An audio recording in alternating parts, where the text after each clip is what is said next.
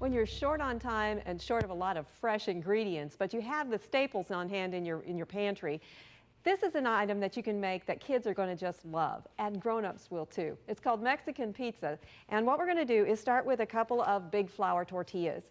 Now I'm going to spray them with a little bit of vegetable spray, and I'm using a olive oil flavor. But you can use whatever flavor you want because we're going to add a lot of other flavors onto the top of this, and so it's going to have a lot of flavor no matter whether you use this or not. You just want to have the olive oil flavor.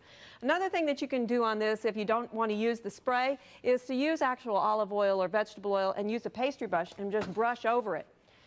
These are going to go in a 450-degree oven for about 4 minutes, and we'll set a timer so that we know when those are ready to come out. And while that's cooking, they're going to get kind of puffy on the top. Don't let them get too brown, but a little bit of puffiness is fine.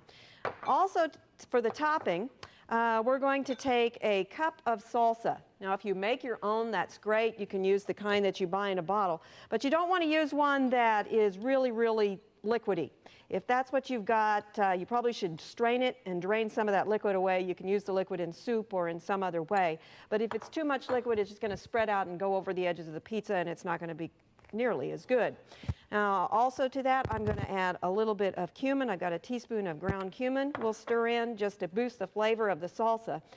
How hot you want this depends on your own family. You can go anywhere from the extra mild salsa all the way up to the so hot you've got to call the fire department before you start types. Also, a can of, or a can or so of black beans. These are also known as turtle beans. So at my house, we thought for a while about calling this turtle pizza, but there were family members who thought that was cruel, so we went back to black bean pizza. Now, you could use other kinds of beans as well. If you have pinto beans, great northern beans, kidney beans, whatever type you've got. Canned ones are obviously going to be more convenient, but if you cook them ahead and you've got some frozen, go ahead and use those too. Use whatever is easiest for you. I like to use the black beans. They add a little bit more color, and also they're a little bit smaller so that they have that benefit. I'm going to add about 1/4 of a cup, 2 tablespoons of cilantro leaves, and I've got a can of diced green chilies. Again, if you want hotter ones, go ahead and use a hotter variety. Stir this together a little bit, and then I'm going to add the last ingredient, which is a cup of corn. If it's summertime, fresh corn is unbelievable in this. It just tastes great. Just cut it directly from the cob. You don't have to cook it ahead of time. If you do have some left over on the cob that you've steamed or cooked on the grill, adds a great flavor to this too. So the grilling really can really boost the flavor, and it gives you a way to use some of that corn that you might otherwise not have a use for. Now this is ready. We're going to wait until the 4 minutes are up on the tortillas, and then we'll go on with the next step. You might want to check them, make sure they're nice and puffy. Give them a little bit more time or a little bit less, but they're going to come out looking about like this, and you're ready to go. None of that waiting around for dough to rise and all kinds of other things when you do it this way. Then you simply divide this. This will make 4.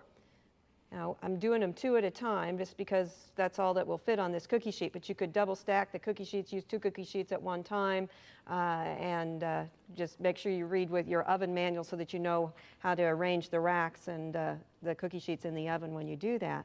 Spread this around so that it goes pretty much to the edges, so that everybody's going to get it all the way to the edges. Like my husband always complains he has to have his peanut butter clear to the edges of his bread. You want to kind of do that with this as well. Then use 1/4 of a cup of cheese on each one. Now, if you want to cut the fat back, I approached it by using sharp cheese. You could also do it by using less cheese to begin with. I use less cheese, less sharp cheese than the cheddar called for. You can also look at some of the lower fat varieties of cheese that are on the market. And you can see why you aren't going to need to actually have the corn cooked ahead of time, because you're going to be able to get some of that corn will be cooked while it's in the oven again. This is then going back into that same 450-degree oven for about another 5 to 6 minutes, just until the cheese is nicely melted. Mexican pizza. Doesn't get much better.